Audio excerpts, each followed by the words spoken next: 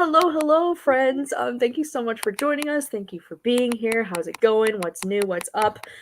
Today we are doing the February Book Troop live show for the book Nana by Brandon Massey. This is the book troop pick for the month of February, and this month I am joined by the lovely Jan over from Jan Agaton and Jesse over from it was Bow Ties and Books, but now it is Jesse on YouTube, right? That's the new. Yeah, it's just really weird to hear. So you could keep saying Bow Ties and Books. It's so weird. I was like, let me make sure I corrected the description box now that I mentioned it, because now that the name has changed, I want to make sure it's right. But yeah, thank you so much to both of you for being on this live show with me today. I really appreciate it. Thank you to all the friends that are already joining, and I see you all popping in the chat. I appreciate all of you so much for being here. While they're all popping in, all the friends, would you both want to like introduce yourselves and your channels, and maybe like just kind of give a brief like what you typically read and what you do on your channels kind of thing? Jan, you can go ahead and go first. Hello, I'm Jan from Jan Agaton. I read pretty much anything. Not much of a sci-fi girly, but everything else for the most part. I'm trying to get more into nonfiction, but mainly like fantasy, contemporary, horror, literary fiction, all that. Yeah. I do mostly vlogs, some sit downs, but yeah, that's that. All the spooky vibes I try to channel. Nice. So that's me. Mm-hmm. Hello, friend. Super weird to say because we were Bow Ties and Books for 5 years, but we just changed our channel name and handles to Jesse on YouTube. We focus mainly on, we like go through these periods with genres, and for the last year and a half we've been on thriller, horror, and fantasy, so that's where we're at right now. But we will basically consistently read anything but romance. We're not a romance stan. Not yet. I'm just kidding. It's like we just like such a hyper specific type of romance. Like it's either sports romance or like baking romances, like food romance. You know what I mean? So we're just sure to get our romance. We like romance more when it's not the central plot. I think that's what we're realizing. So not that we don't like romance, it's just we need something else to distract us from the fact that we're gonna die alone. Yeah. I mean, baking romance is pretty top tier, so like y'all are not wrong there. All right, well, sweet. Thank you so much to all the friends who are already joining in on the chat. Oh my gosh, I see all of your comments and I appreciate you. I would love to know if you are joining us, if you did end up reading this book, or if you haven't. Maybe we can do like a black heart in the chat if you have read the book, and then maybe we can do like a green if you haven't gotten to it yet, just so I can get a visual of who's all here because they've read it. We will be doing spoiler free at the beginning of this, so you can hang out for a little bit if you have not yet read it. But while they're doing that, Jan, if you wouldn't mind, would you want to give just kind of like a non-spoilery kind of like brief synopsis for anybody who hasn't read it and is kind of curious about it?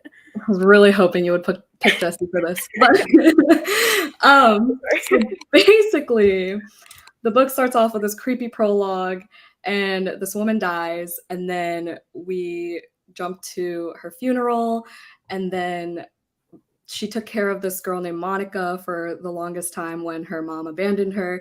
And then her mom randomly shows up to this funeral, and her name's Grace, and she likes to be called Nana. She fights for her life to be called Nana. She demands to be called Nana. And then all this creepy shit happens. Let's see, non-spoilers. It just takes such a dark turn, and like, yeah. Dude, I'm sorry, that was awful. But she basically takes over the household and like just invades the family's privacy and like violates everything, says all these inappropriate comments, just disrespects everyone, including the dog, including the freaking dog, including the dog. So that was perfect, to be honest. Okay, well, sweet. Yeah, I feel like that pretty much sums it up, you know? It was a wild book to read with a large group of people. Like, I'm sure our discussions are just going to be very interesting. Unhinged is like an understatement for this book. Yeah, but wow, that was a lot of black hearts in the chat, so I appreciate that so many of you got to read it this month. That's really exciting. Um so yeah, that was a pretty much description of the book. I feel like this is definitely one of the most kind of like shocking book troop picks for me that I've had so far because I'm like, oh my god, what did I just sign everyone up for? Yeah, it was a wild time. So with that being said, if you have read the book, I would love to know, your ratings for this book, just kind of in general, how you felt about it, what you gave it out of 5. And then while all of the friends are doing that in the chat, I would love to know y'all's ratings. We'll start with Jesse this time because I know y'all just read it, right? Like this is fresh, like just finished. Look, we were So curious. I'm dying. reading this book audibly. We were up until like 8 a.m. Oh my reading. And like, yeah, because we did one of those things where we just like haven't been able to sleep well, and then you know how you just have to like power through it Yeah. to reset your sleep cycle or whatever. So we slept all day and then woke up at like midnight. We were like, nope, we're just gonna read the book. So we were reading the book, and towards the end of it, we're sitting like at the coffee table, and our mom comes out, and we've got our coffee, and the Bluetooth speaker is playing, and we're so into the story that we don't realize that she can hear what's being said in the book. Oh. And she was cooking, she was making eggs. This woman turns the pan off, Oh. the heat off, walks into the room, and goes, so there's horror porn now. Oh my god. She thought we were reading horror smut because Oh my we God. taught her what smut was. I mean, she's not wrong. So it's horror smut. What the heck? For that alone, we gave it 5 out of 5 stars just for that Oh, interaction shit. with her mom. But we're laughing because of the person in the chat who was like, the dog is the reason I gave it a 4. Yeah. No, long story short, we rated the book 5 stars simply because any book, we have a personal rule, and any book that shocks us to this degree, whether it's good or bad, automatically gets a 5. Because if you can make us feel something, again, dead inside, you deserve it. Yeah, no, I mean, totally justified. Like, I love that. I love that y'all have like a special memory with this now. All right, Jan, how did you feel about it? What did you think? Also gave it a 5. Just cutting to the chase. Also gave it a 5. Oh my gosh. I heard paranormal horror, and this was not what came to mind. Like, Yes. why was there so much slithering and tongue action? I just and yeah, I was just utterly shocked by everything. Every chapter, even if it was 2 pages long, which by the way, short chapters, here for it. Yeah. But even if it was 2 pages long, something intense was happening. And like a lot of them, ended in cliffhangers, but didn't even have to end in a cliffhanger for it to be like, what the fuck? Like, this whole book was one big what the fuck. Yeah. So 5 stars. Wow. I'm like so happy about this because I thought for sure that at least one of y'all were gonna absolutely hate this.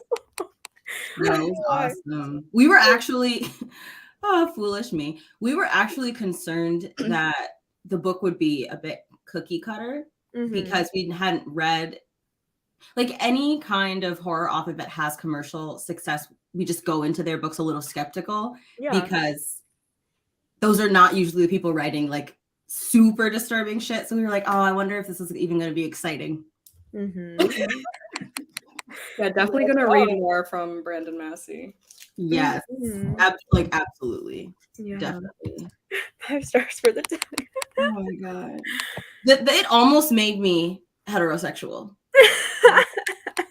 It really did. Like, it made me real close to being like, I'm not gay anymore. I quit. Wow. Wow. The freaking power. No, I never want a girl to send me a tongue emoji ever again. I don't want to fucking see it. Like, oh my gosh. Yeah, I think I've been like so torn over my rating for like ever since finishing this because I'm like, there were some things I absolutely loved, and then some things like for me, like the ending was not my favorite. I felt like the ending was like so abrupt and just so like, I don't know, it just wasn't satisfying for me at the end.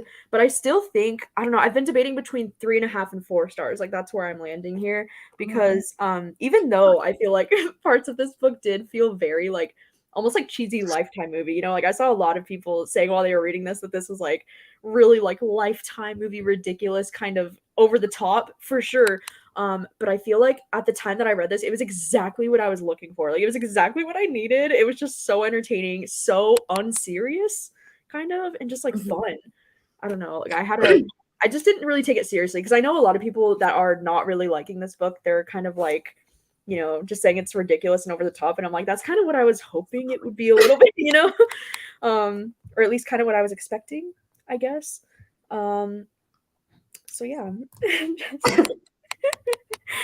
Oh god, that's too funny. Very disturbing. Honestly, like we have the exact opposite. Like we can see how it gave Lifetime, but since we read the book audibly and the audiobook narrator knew what the hell he was doing, it was just very, very cinematic for us. So it did give movie, but not Lifetime. Like we are absolutely certain that that's why we enjoyed the book to the degree that we did, because a fantastic audiobook narrative performance is going to increase our star rating every time. Was it a full cast?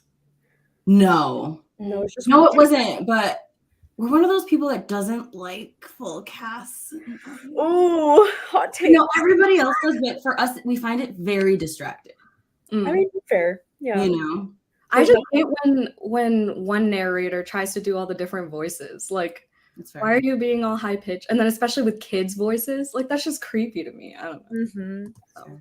Yeah, I agree. I listened to this on audio too, and I thought the audiobook was really great. But yeah, I get what y'all saying about the multiple narrators, because I hate when one narrator talks a little bit faster than the other ones, and then you have to like change the speed of the audiobook constantly because one of them's going too fast, you know? Yeah. I never thought about that, but we're sure that's going to bother us from now until the end of time. So there's always one of them that's a tad bit faster than the others. Yeah, for sure. Sometimes one has an accent and one doesn't, and it's just exactly makes it very confusing. But yeah, I did want to ask before jumping into spoilers, have either of you read any other books from Brandon Massey yet, or is this your first? Okay, sweet. Yeah, we're about to do the whole backlist. Yeah, I know, because I saw in the beginning of this book, I was like, wow, he does have a list of like all of the books he's published so far, and I didn't realize there were that many. Yeah, have you, Gabby? Have you? No, I haven't read anything from him yet, and to be honest, this was the only one I think I've really heard of. At least none of these other titles are really like ringing a bell for me, so like but I'm definitely more curious now in checking out more of his other stuff, and I'm curious if he's only done horror. I didn't even really look into what his backlist is like. Pretty sure he has. Yeah, it's just horror. Yeah, stuff. We're pretty sure. Oh my god, he grew up like 40 minutes from me. What? That's wild. Sorry. No. Well, the number 40 is for like forever scarred for me because of this book. So the number 40? 40. You know, when they turn 40. Oh. I was like, I don't know why we whispered it like somehow people didn't hear. Like, oh my god. I'm crying. I'm glad I'm not the only one who didn't get that. Oh my god, yes to Bo books. Like, so that's why like we feel the complete opposite to those of you who are like, yeah, the ending fell flat.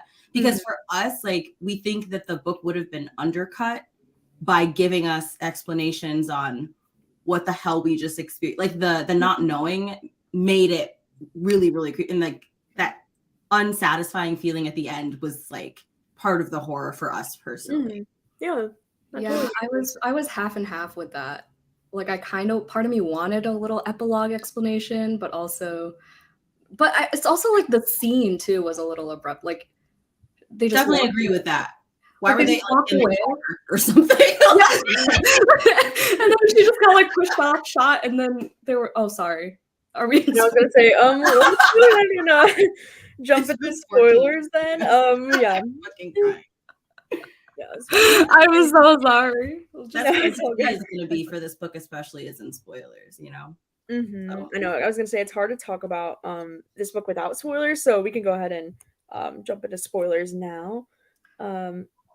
But yeah, I agree. I feel like the ending for me was like pretty abrupt, at least with like not really having the explanation. But I totally understand what y'all are saying about like how it adds to the creepiness, for sure. When they just like walked away from her, and Troy was like, oh, everything's okay now, and Monica was like, are you sure? And I was like, now you're skeptical? You have been naive this entire book, and now you're the one making sure, when Troy has been trying to tell you that something was wrong. Well, and her was stupid too. Her teeth started falling out. She said, "Fuck this, something wrong." Wait a second. She spat out a tooth. She said, "Oh, it is." Like, I think my husband's right. Yeah. I mean, to be fair, that's what it would take for us to listen to a man. So. Oblivious too. Like, why did he eat the goddamn cake when he knew she had bad vibes? Same with his mom. Why did she use the skin stuff? I would not take anything from this woman. No, like the amount of red flags. It was like the first thing was like her just inviting this woman over to her house without any actual real proof that like she was related to her in any way. And then the whole thing with like the mint drops thing, she was like giving her mint drops that she like made herself or something. I was like, okay, that's weird. What the fuck? And then the whole thing of like how that guy was like, we need to run a DNA test. And he was like, nah, they look so much alike. And it's like, wait, what? Like, why wouldn't you immediately do the DNA test? Right. And it's like, it's fine. Okay, Monica was grieving, fine, chalk it up to grief for like a couple days, but then Grace wanted to extend her stay another week or whatever, and I was like, absolutely not. I know, like, she just invites herself, like it wasn't even a question. She was like, so I'm staying for another week. I was like, oh, all right. Monica was just delusional at that point. How did y'all feel about like Troy's character in general? Like, was there anything about his character, like, because I don't know if I was just naive, but I was kind of surprised when we found out that Troy actually was unfaithful. I was like, wait, I thought I trusted this guy. He's like, I was shocked by it. I'm like, I feel stupid because I feel like I shouldn't have been shocked by that. No, but same. But like, I'm also straight. Gabby, this man was checking out grandma at the funeral. I know. How were you shocked? I know. How was this? He was like, I think it was the way it was written, because Grace was just like automatically assuming, and it started off as Grace, like, you know, making the, what's the word I'm looking for? Making the claim. I don't know what the word is. But yeah. I know, like he did give me weird vibes from the beginning, but for some reason I was still like, he's trustworthy. Like he would never.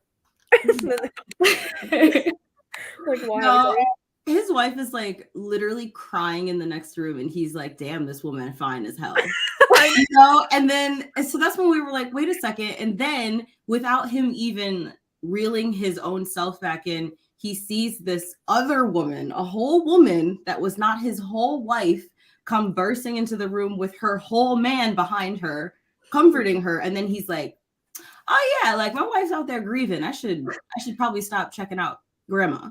I know. That's when we were like, nah, this dude is trash. Trash. Yeah, we are not on Team Troy. No. Personally. I know, I feel like the cheating was only like shown in the book because they were trying to show that like he wasn't that great of a guy anyways, and that's why it was easy for like Grace to, you know, manipulate him to some extent. Like I get why it was there, but like but yeah, it was a little like, whoa, okay. And then the author made you like try to redeem him in your mind because he's the one who like, you know, was skeptical at first. And then now you're perplexed. At least I was. I know Jessica probably wasn't, but honestly, like the best ending to this book could have been at the end of everything. Monica's like, "Thank you so much for doing your duty as a husband and taking all of this man's money, all of the money, and then leaving him." Like that is the ending that we deserved. Yeah. But we love that for them, that they're working on their marriage. Well, that's what I mean. I feel like, especially with like this kind of horror book and with how kind of like ridiculous and over the top it felt at times, like I didn't need a happy ending with this, you know, and I almost kind of didn't expect a happy ending because I feel like the ending was just like, oh, they are able to kill Grace with like, and it was so simple. I was like, I needed more from that too. But then like it was very easy for them to just kill her, and then the epilogue was like her reuniting with some of the sisters who were still alive or whatever, right? True. Yeah. Yeah, I we honestly needed forgot, that but yeah. I would not want to meet a single other member of that family. No. Like reptilian vampiric DNA angle. I would not want to meet any of those women, but that's just me. Mhm. Yeah. I was like, the only thing that we would have liked some expounding upon is in what ways is this passed down to Monica? Like, does Monica have this succubus? Yeah. Like for any of the siblings that lived, what happens to them? Like, do they have any kind of yeah, that's interesting. I didn't even think about that. Sequel with Monica going on a rampage. Oh my god. I agree. She should have left him at the end. Yeah, because she knew all along that he was cheating on her. I know. And then he was just like forgiven so quickly because they were like in danger or something, you know? Or something. It's like, oh. We would have let Grace eat him. Like, oh no, stop.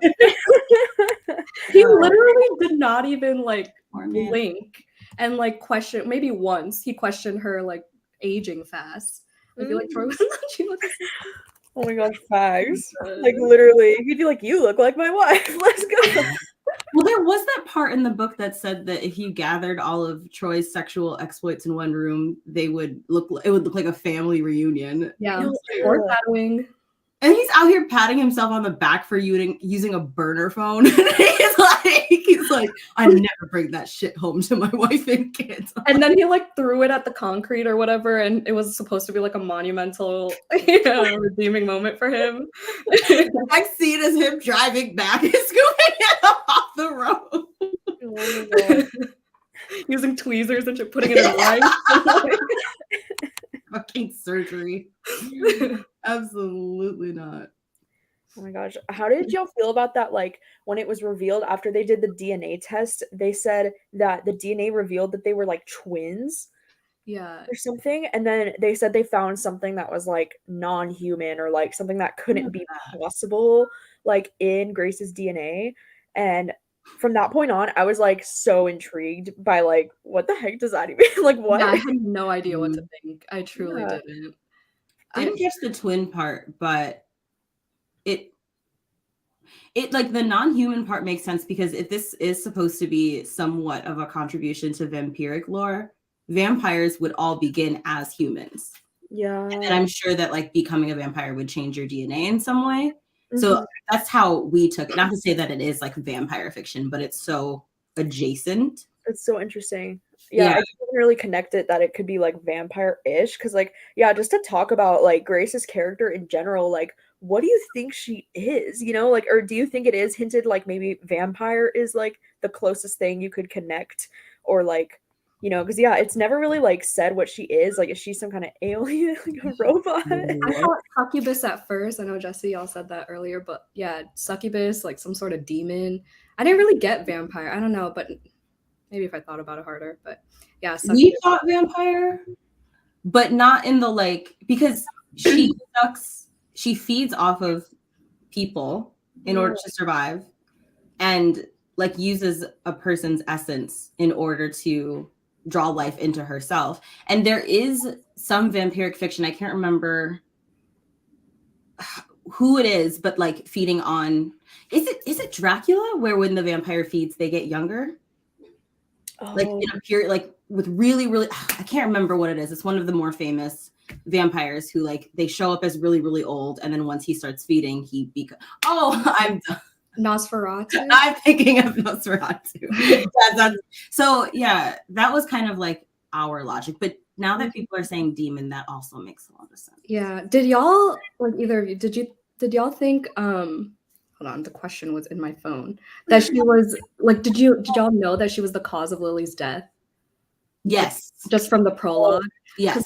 I was like, maybe she's like a serial killer witch with like an evil familiar that was like slithering around Lily's legs. I didn't know it was like actually her. I thought it was like that. I know. I like was definitely suspicious of her right from the start that she had something to do with it. But we didn't know until like she extended her stay at the house, then we were like, oh, she killed that woman. She killed Right. her She mom. has other intentions here. Mhm. I just imagine her creepily smiling at all times. Like, and I can't with creepy smiles. Like that movie Smile, Yeah. but I just can't. That's all I was picturing. I feel like it's worse knowing that behind that smile is a tongue longer than the Oregon Trail. I was gonna say the tongue thing freaked me out the most. I think like that was the most disturbing. Like reading some of those, like especially the sex scenes, I was like, oh my god.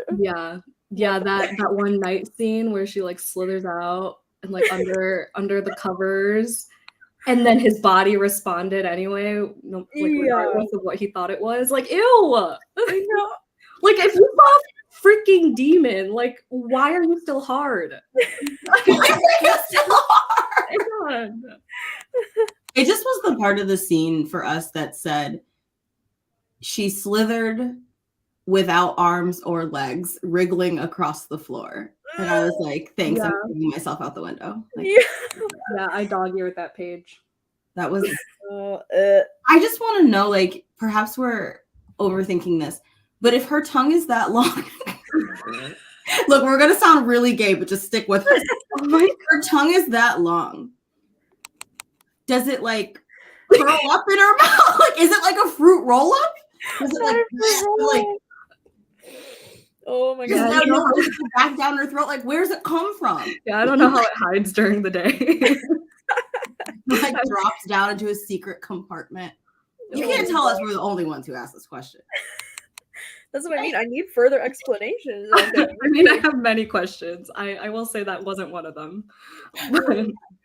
Justin had a good point. Why did Nana need to kill Lily? Is it to get Grace vulnerable in the funeral? Yes. I think to get to the funeral, yeah. Mm-hmm. I know, I think, and like to have some kind of segue of like her being vulnerable and in need of some kind of like motherish figure, right? Yeah. Like, I don't know. Yeah, because if she didn't kill Lily, she doesn't have any reason to be there and be like, I'm your mom. And then she couldn't invade the house.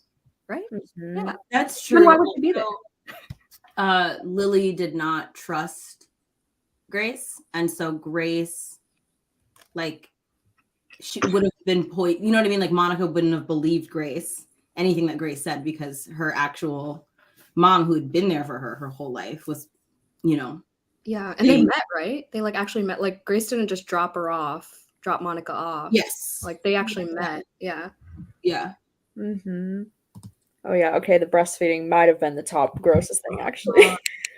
Oh my god, yeah, that was so uncomfortable. Also, where have these kids, like these kids, I was questioning, we're at school, but they were never bothering their parents at night. I know, like, I didn't even realize that they had kids until, like, when this scene was happening, I was like, what, they have kids? Like, oh. Also, why was Monica not working? Was it just because she was on, like, grievance compassionate leave or whatever? I think so, yeah, I think she said she was grieving, and she was feeling sick the whole time, too. Yeah, so she had time off. But like, yeah, where did the kids come from? I was like, oh. Was there a breastfeeding scene that we missed? The kid with the son. Yeah, like with Monica's son, he's like 5 years old, and Grace was like breastfeeding him, and she was like, Monica was like, how is this possible? Because like, how are you lactating? Yeah. Why is he liking this when he's 5? Yeah. It's just like the weirdest moment. And it was so uncomfortable. I kind of liked how uncomfortable this book made me, though. Mm-hmm. It was a love-hate relationship. Yeah, the breastfeeding was unexpected. It was very gross. Oh, and the Reverend. Kyla, for sure. The Reverend. That scene. I know. I feel like the inclusion of the breastfeeding was her trying to like win over the trust of the kid. Like that's like the only reason I could see why maybe it was in there. Yeah, but was the kid conscious? I don't remember if the kid was. Why did we not remember this scene at all? I have no idea because it was very intense. Yeah, it was towards the end. What? We're very, very shook. Yeah. By this. Oh my gosh. Okay, and the whole thing with the Reverend, also like wasn't his character, like I don't even remember his character being introduced until that scene where they're like, oh, the Reverend is Grace's or Monica's dad, and like that's where Monica came from. Like I was kind of surprised by that storyline a little bit too. No, he called once, and then Grace was like, "Oh, who is this?" And then or Monica was like, "Who is this?" And then Grace grabbed the phone and was like, "Don't call here again. I'll pick up the phone from now on, Monica." And like, so I think that's, well, he was apparently at the funeral too. Yeah. Okay. Yeah, Yeah. he was at the funeral. That Okay. was when they first met, and he was trying to talk Got it. with her about it. Okay, I totally missed that. He was at the funeral, I guess. The kid was conscious. He even told her, "I'm a big boy." Ew. Oh yeah, he did say that. Page 190. Big boy. Page 190. Soft sucking sounds filled the air. Oh. Ew, what? Yep. Poor Junior in his Spider-Man pajamas. Oh, that's awful. Oh. Mm-hmm. That is terrible. Yeah. Yes, sister. He had a sister, right? So, like, what was her role? Grace didn't do anything to her, right? The Reverend had a sister, or who had a sister? No, Junior, I think. They had two kids, right? Yeah. Wasn't the little boy Junior? Did we just pick it up? And then there was a little girl, right? Or am I making Yes. Oh, yeah, like Monica and Troy's kids? Yeah. Yeah, I know. I was so confused on like what kids they even had, because I feel like they were never around or never talked about. Yeah, until the end. Until the end, because there was that scene where Grace went to the school to like pick him up, right? And then he was like, "There should be a little boy and a little girl," and I was like, "Oh, like, okay, good to know." Yeah, and that teacher or whatever was problematic too. Like, he clearly said, but okay, he was using her better judgment, I guess. Yeah, the book definitely should have some content warnings on it for sexual violence. I know. I was gonna say, most, if not all, of those sex scenes were non-consensual. I don't think any of them were. No, because the only way that could have been consensual is if it was between Troy and Monica. But I don't remember them ever being intimate. Probably because Troy was too busy being intimate with everybody else in the country. He was also deteriorating before his eyes, so he was deteriorating. So he was just like, "I don't want you." Yeah. I know the whole concept of Grace like taking the youth and like feeding on Monica, like terrifying. Like that was like one of the most like creepy aspects of the book for me. Yeah, the reveal when they just like Troy and the detective like uncovered them, right? Yeah. And just saw them next to, and they kept going. Like they were not shocked, they were not fazed by being caught. Well, Grace wasn't, Monica didn't know what was happening, but they just revealed, they just whoop, yes. Yeah. Like the whole idea of her doing that with her fucking long ass tongue and whatever I don't know. I was like, ew. I don't know. And then Grace was like in a nightgown or something. Like, I don't know. Everything about it was just creepy. The whole thing of her like feeding on Monica definitely did give those like vampire kind of vibes. Like I could totally see the vampire connection with those scenes, especially.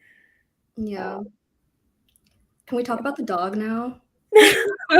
Yes. That's definitely a content warning for sure. Like I know people who DNF because of, you know. Dogs. Yeah, the end of part 1, the dog suspiciously gets killed, and then we were like, oh, like of course it was Grace. It was so wild. I don't know if I want to say this online, but I will. Okay. So Joey's dog recently passed away because of that, because like he ran away and like got hit by a car and shit. And like, and the dog in the book was a Maltese named Duchess, and my dog's name was Maltese. My dog was a Maltese. And then I was telling Joey, and he goes, "I had a dog when I was younger named Duchess," and my dad left her like tied up in front of a vet because she kept making him late for work. And I was like, and he's like, "I didn't find out till I was 20 years old." I was like, what? But it was just wild, the connections with the Maltese and so I know, no. Yeah, Duchess was my favorite character, and I was that was so sad. I know, whenever the author kills off the dog, I'm like, why? Apparently, there's a website called doesthedogdie.com. I've heard. Yeah. I didn't know if that applied to books or just like movies. Oh, I don't know. I didn't check. I just heard. No. I know, I'm so sorry. That sucks. That must have been really hard to read Yeah. that. Yeah, it was very recent. It was like 2 weeks ago. But yeah. Oh my gosh. Yeah, But yeah. that's real I don't know if unfortunate. this is because we're like dead inside, but the sexual assault scenes bothered us a lot more than the dog dying, because like you thankfully at the very least didn't have to see or hear any description. It just said like the dog was gone and then was like the body was found, but like the sexual Mutilated. were or I think actually, so sorry y'all for what we're about to say. What they actually said was torn apart. Yeah. We were like, oh, but the scenes with Grace and Troy were like paragraphs of like, No, that's fair. Remember the breastfeeding scene, because we have zero memory of that whole scene. Like, That's fair then. oh, like, this feels like the first that we've ever learned of this. Yeah, but we're weird. There are things, I think like everyone has something in books that they're really sensitive to. no, for sure. And others. No, that's fair though. Also, like our dog is actually immortal. It's impossible for her to die. So Facts. I'm not right, Akasha. Yeah, it was very descriptive for sure. There was one other scene that I wanted to. We really did. Oh, Pat. She was like the most, I think, likable human character out of all of them. And then she got fucking run over or whatever. That was Troy's mom, right? Yeah. Yeah, and she had all those hallucinations with the blood on her face. Yeah. She ran out and got hit by a truck. Oh, I know. That was so like, of course, that was Grace as well. Honestly, again, maybe this is just us being fucked up inside, but like a big part of the reason why we felt very little sympathy and kind of wanted the book to end with Monica like turning into a monster or dying is because no one in this book except for Pat had any kind of backbone or common sense. Mm-hmm. Like, I don't care who you are. I don't care who you are to my wife. Mm-hmm. Don't smack my ass in my own home and ask me where I'm going and like and lock my doors. Lock and doors. Change my locks. Yeah. We would have blinked and she would have been outside with her luggage. Like it's just, but it just couldn't be me. So a lot of like the things that these people put up with, these comments and the escalation of it, I always find in books and movies that it's really difficult for me to empathize with like, yeah, of course she's a serial killer. Like, look how much leeway y'all gave her. And everyone was just like trying to justify it by her good cooking. And it's like, mm-hmm. Like, how bad was Monica's cooking? Was she feeding them Pop Rocks for dinner? Like, what? Pop Rock. What was so serious about this? Yeah. I would have to get up. The other thing, where were the hotels? For real. Where were the hotels? Well, there was one because Troy's sister came and she immediately found one. There was one around. Mm-hmm. Easy access to one. And no, they didn't utilize it. No. Grace magic cake when she fell at the end. Grace, I know the end is so gory. Didn't they just like stab her and then she just fell over and she fell, and then once her body hit the earth, it burst into flames. That's how I want to go. Like directed by Michael Bay, ass death. Like, hold on, weren't they in a freaking like cable car or some shit? Like, how did they even see that from all the way up? Oh my god! Oh, I rewound that part. It was as she was falling. She was a demon. Like what? Yeah. No wonder I was so confused. Oh my god. Like, we get it. You're afraid of heights. Don't be dramatic. Oh my god. That's hilarious. Oh god. Wow, that's how I want to go. Literally. Okay, and then I guess one of my last questions would be like, for the ending of the book, did you predict anything about that ending, or where did you think that ending could be going? I know, Jesse, y'all just said that you thought that maybe Monica would have like turned into a demon or something like that at the end, which I do think would be very cool. But was there anything about the ending that surprised y'all in any way, or it was kind of like what you were expecting? I don't think I predicted anything about this book, if I'm being honest. That's honestly rare for you. We feel like you're fucking like Nostradamus when it comes to books lately. Thrillers, I've been pretty good. I've been pretty consistent with guessing some twists, but yeah, no, this one was just everywhere, unhinged, like I said.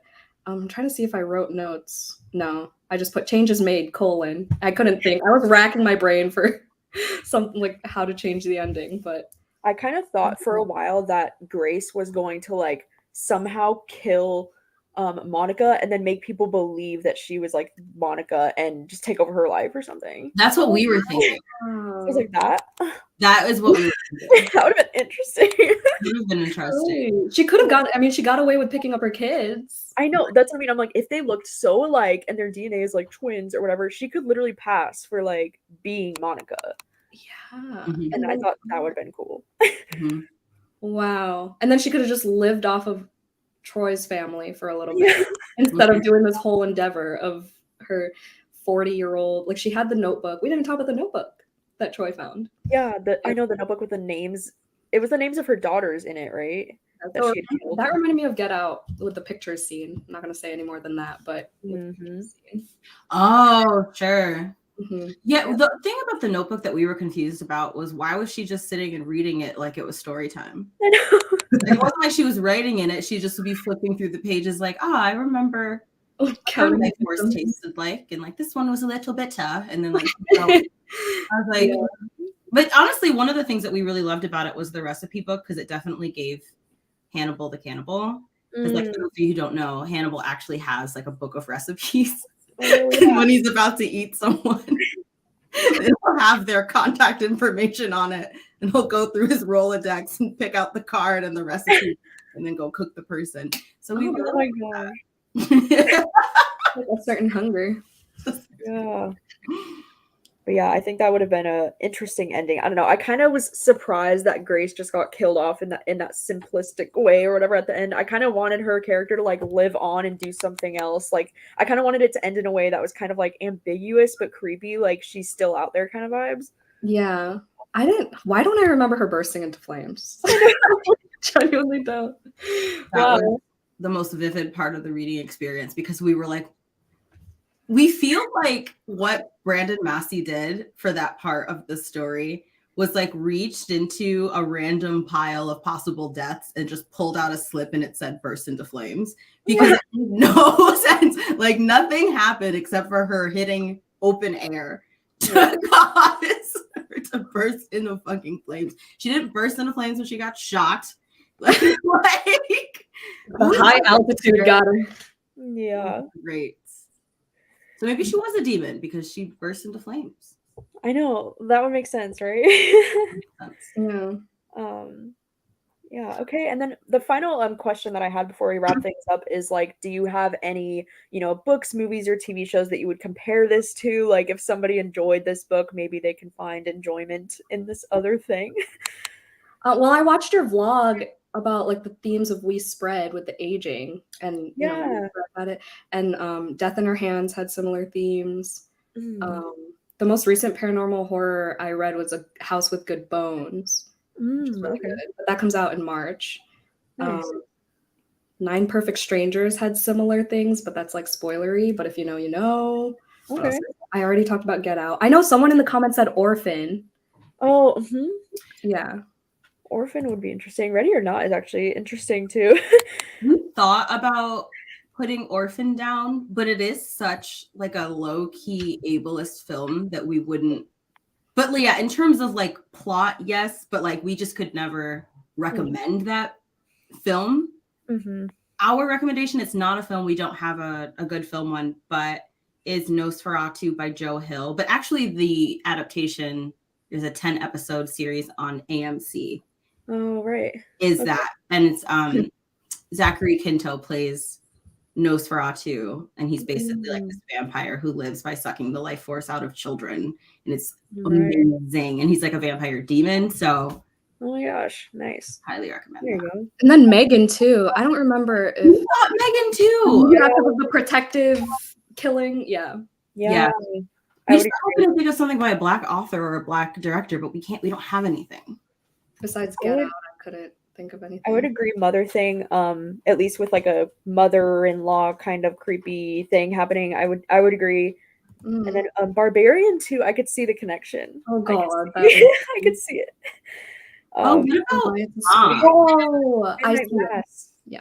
Actually, we're gonna change it. Well, we're gonna add something. We recommend for a movie that's really similar. We recommend Ma with Octavia Spencer.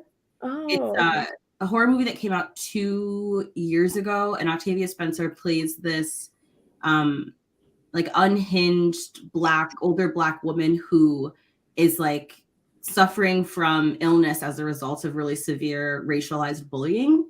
And in the movie, she's preying both physically and sexually on younger kids. And like her sexual targets are men, or boys, excuse me. So there's really similar themes.